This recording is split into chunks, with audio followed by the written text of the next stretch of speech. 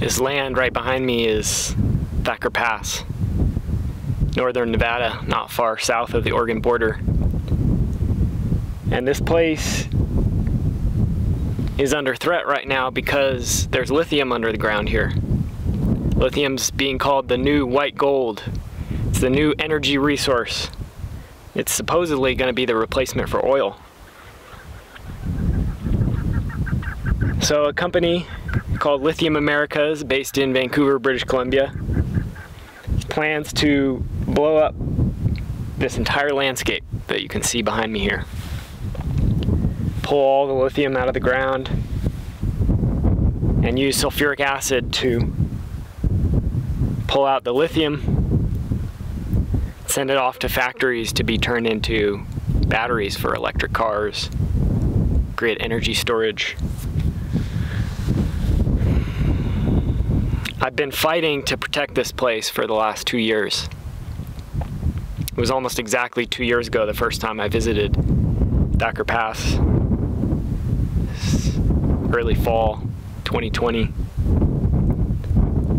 And I fell in love with the place. It was a night not too different from this.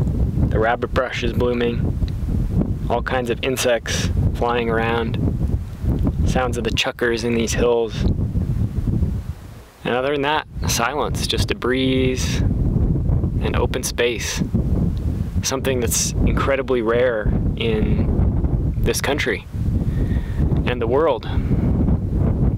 There are 8 billion people, and it seems like we're chewing our way through mountains, rivers, forests, grasslands, oceans, everything. Unrestrained. And that's what's coming for this place too. That's what's planned. So for the last 2 years, myself and many other people have been trying to protect this place. People want to protect it for all kinds of different reasons.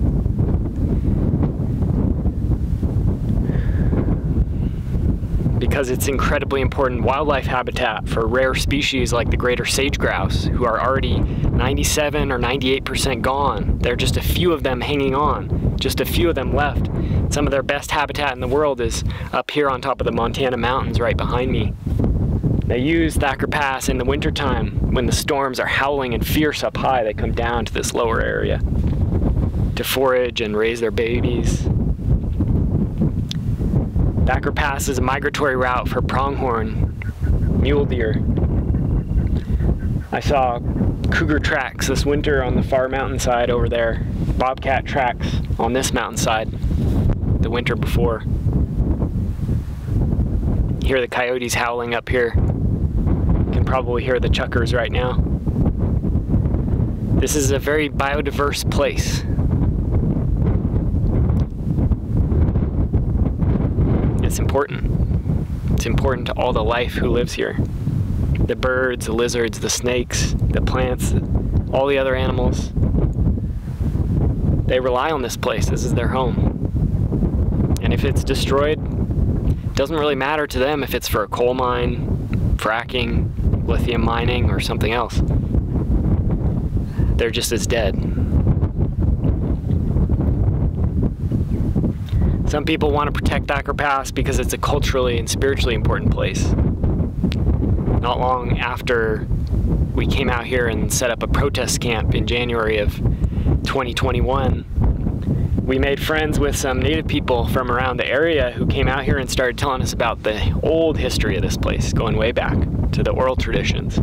They told us of a massacre that took place down on this side. It was a fight between two different tribes that started here with a massacre of Paiutes and then continued off to the west and northwest.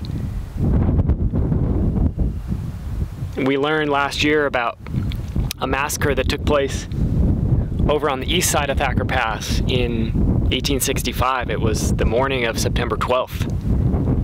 was part of the Snake War, the bloodiest Indian war in the western United States. And on that morning, a group of soldiers camped on the far side of the Queen River Valley over here. They call it the Quinn River now. They saw a fire on this side of the valley, on the east side of Thacker Pass, and they crossed the valley, swam the river. At that time there were beavers, there was water in the rivers. And they came upon this Paiute village here and massacred the people. They attacked them in the morning with surprise, right at dawn, and they killed between 31 and as many as 70 people.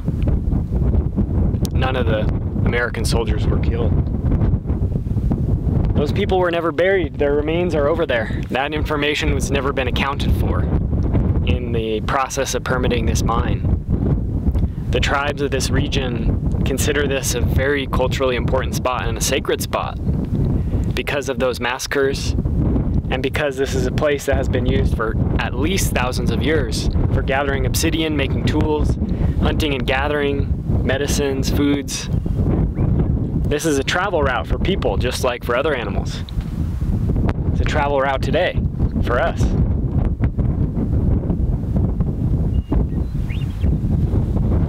The people who live in this area today are also very concerned about the mine. Both the native people and the non-native people. Right down in this direction there's farms, ranches. Same is true over in that direction. And the river's already going dry. The aquifer's drying up, it's being overpumped. And this mine wants to pump out another 4 million gallons of water per day. 4 million! I can't even imagine what that looks like.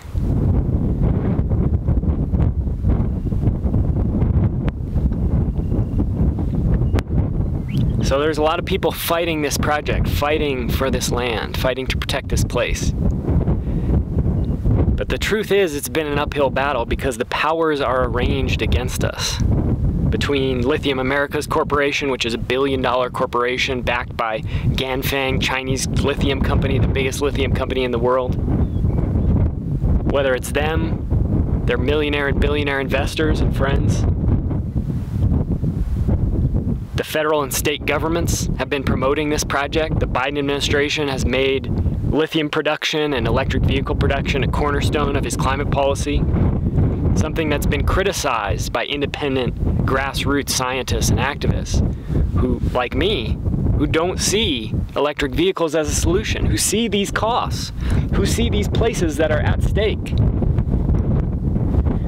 Some people get confused when I start getting all passionate about this, when I start speaking about lithium and the problems with it. People get confused because they don't understand.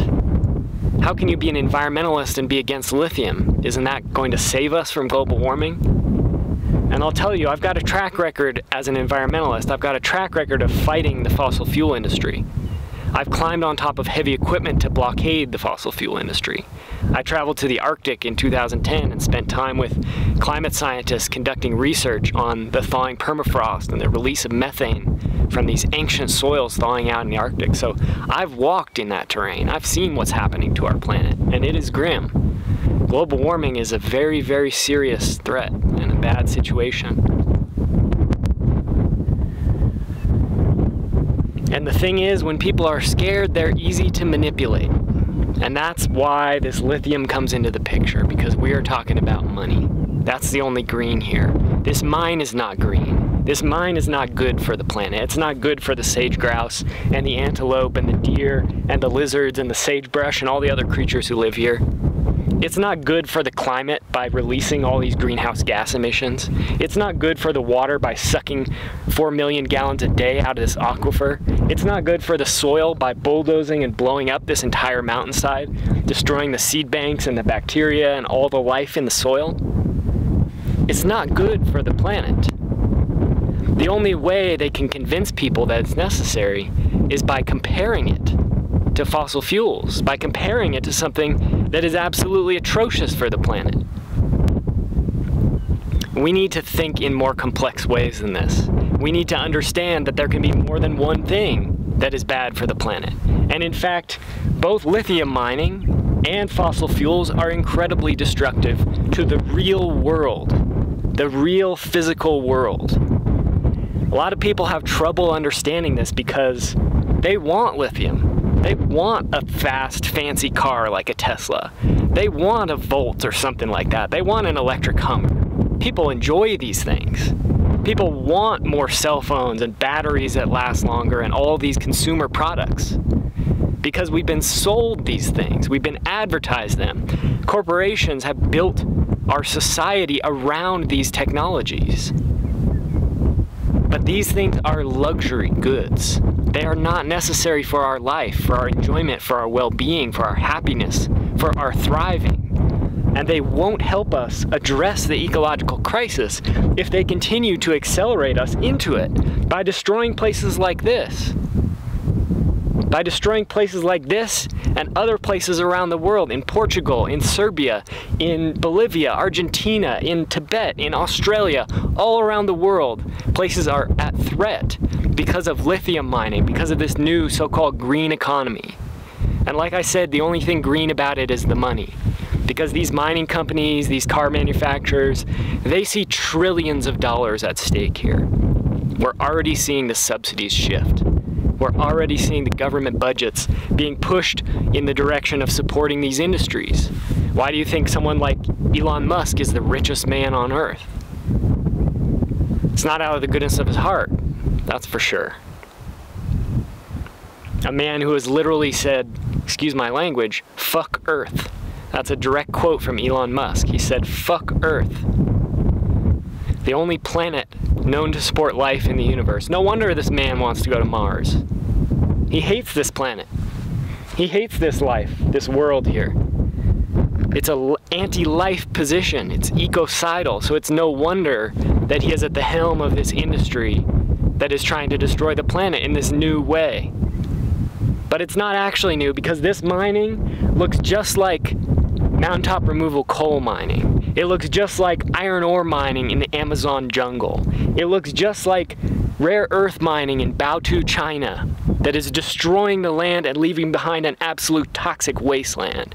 It's just like the magnesium mining and processing facilities in parts of eastern China that have destroyed all the soil life for miles in every direction. It's just like all of these heavy industries, which destroy the planet and feed us these little cheap consumer goods to try and keep us buying, keep us happy, keep us on to the next thing. Retail therapy, right?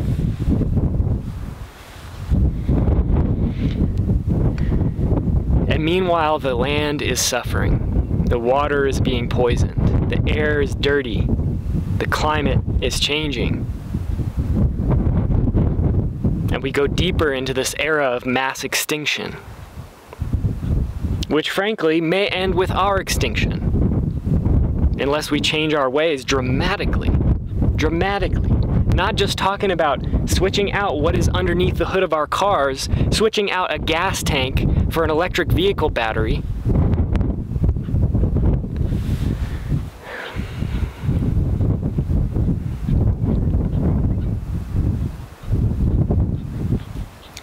You know, I'm very lucky and blessed to have been raised in a family that took me camping when I was young, that I spent time out in the natural world, that I was raised to care for animals, to see other beings on this planet as our kin, as beings with their own life and desires and joys and dislikes, and not see us as better than all the other life on the planet, and not see this world as something that is a resource for us to take and do with as we will.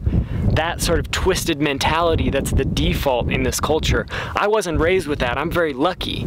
I'm very lucky to, be healthy and have gotten to spend time out in wild places like this, to get to climb up these mountainsides and spend time up here at sunset to observe this place and contemplate these natural cycles, the watersheds that make up Thacker Pass, that drain to the east and to the west, that carry the drinking water to all the people, all the animals, all the creatures around here, that feed all the life in this cycle, this gigantic water cycle that carries water out to the ocean and back again. Most people don't have that opportunity in our culture. Most people are living in cities, in apartments, in small houses, without much contact with the natural world on a daily basis. Most people have more relationships with machines than they do with wild beings, with wild creatures. Most people know more advertising tunes than they know bird songs.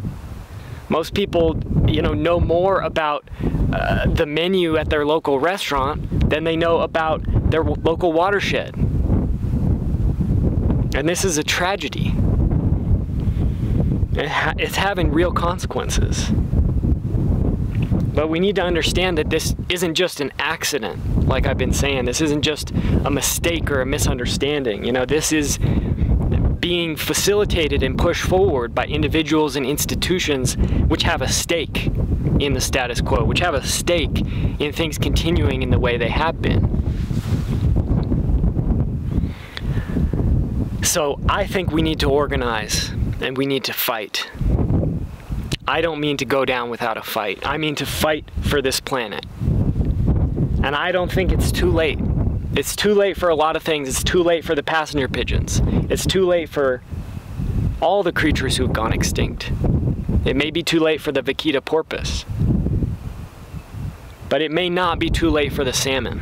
It may not be too late for the buffalo. It may not be too late for the climate. As long as, my friend says, as long as there is one tree and one wolf, she'll keep fighting. That's how I feel. These are our family. These are literally our relatives. These other creatures who have emerged out of this planet, whose our life comes from this land. Right? The first organisms emerged from stone and water and sky, became bacteria, evolved into complex multicellular organisms, emerged from the ocean onto land, started walking and talking, and eventually became us. We are made up of the stuff of this planet. And if we cannot respect where we come from, if we cannot respect our mother,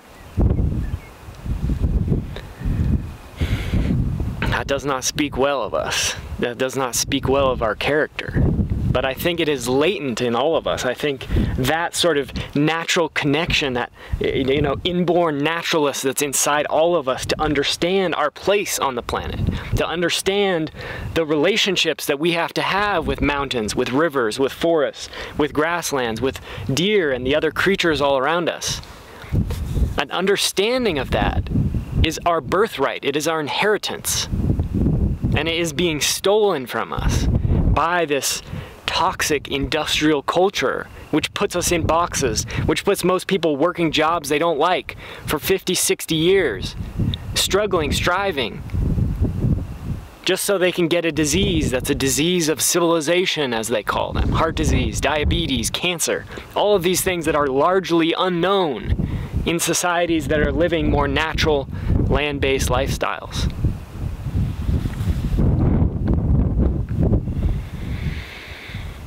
So we're fighting at Thacker Pass. We're fighting, and we don't mean to stop. But it's a hard fight. It's a hard fight. I talked about all the powers that are arranged against us, and they have been bending and breaking every single rule that they can to try and push this project through. They did not even consult with any of the tribes in this area before permitting this mine, as they're required to do under law. They're in court about that right now. They hid 40,000 pages of documents from us in the lawsuits that are moving forward right now. They ignored the 1865 massacre site, and they're still ignoring the Pahimaha massacre site, the older intertribal massacre site on this side of Thacker Pass. They're fining me and Will Falk, who co-founded Protect Thacker Pass with me.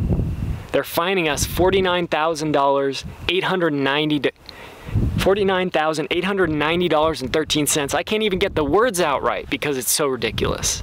We set up a protest camp out here last year on public land, legally.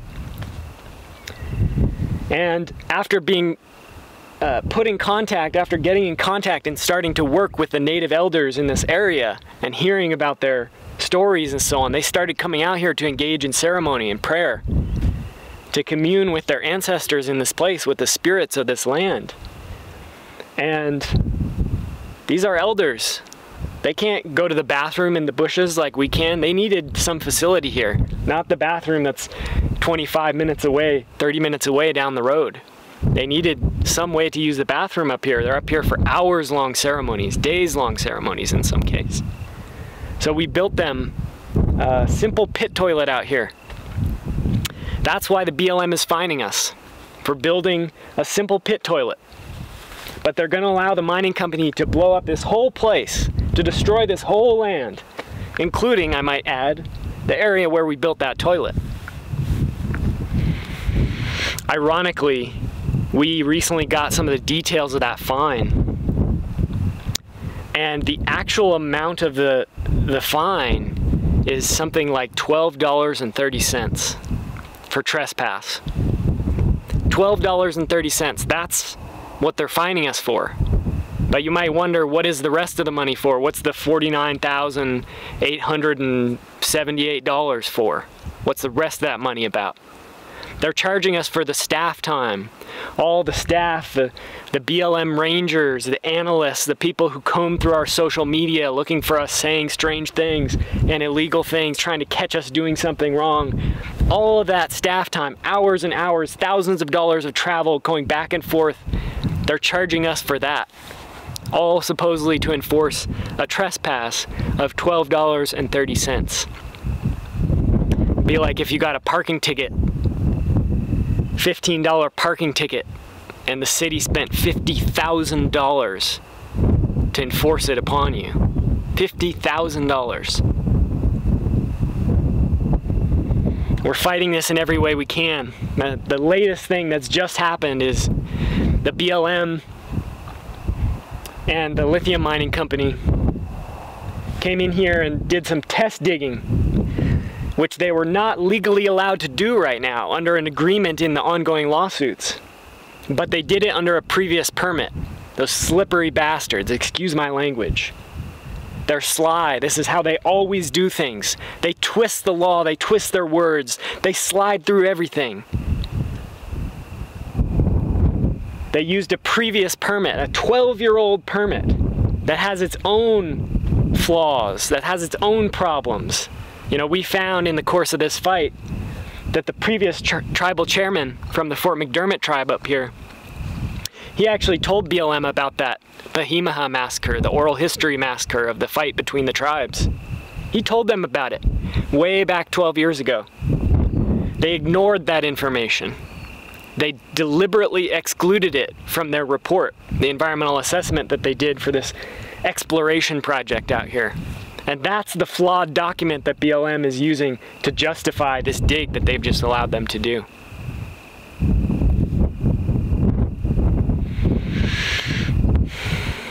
It's been a long fight, it's been a hard fight, and I know it will continue to be. You know, and to be frank, it's exhausting at times. It's hard, man. I'm a human being, I'm just like anybody else. I could be home right now, relaxing. I could be warm. I could be in my bed. I could be chilling with my family. You know, I could be watching TV. I could be going for a walk in the neighborhood. I could be playing with my nephews. But I'm out here. I'm fighting and I'm doing this. Because I think we have a duty. We have a responsibility to the land. And we have to uphold our end of the bargain.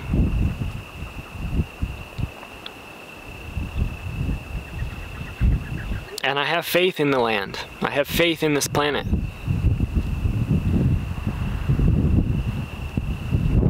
That's why I keep fighting.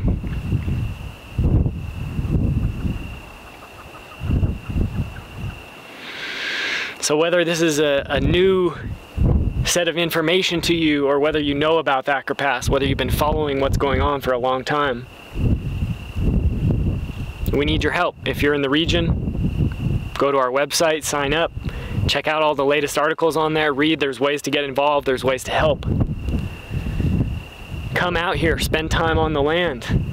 I think we need to protest. I think we need direct action. I think we need to stop them. I don't think we can rely on the courts.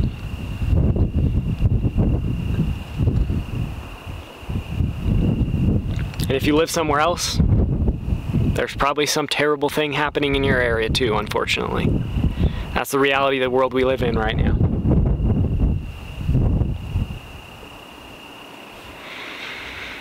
But there's something about doing this work, you know, I can't stop. For as hard as it is, for as exhausting and grueling as it is at times, I can't stop. When I take a break for too long, my soul starts to shrivel up in some way. There's just a part of me that feels empty.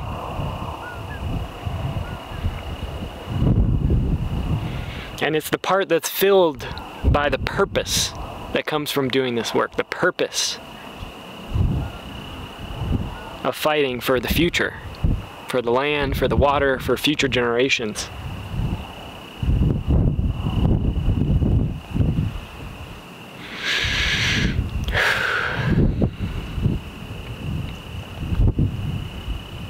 And I know a lot of us struggle with purpose. We struggle with finding our place in the world, what we're here to do.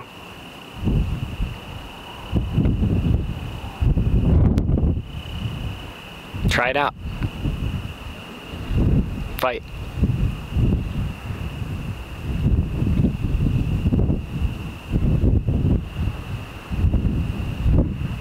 We need you. The land needs you.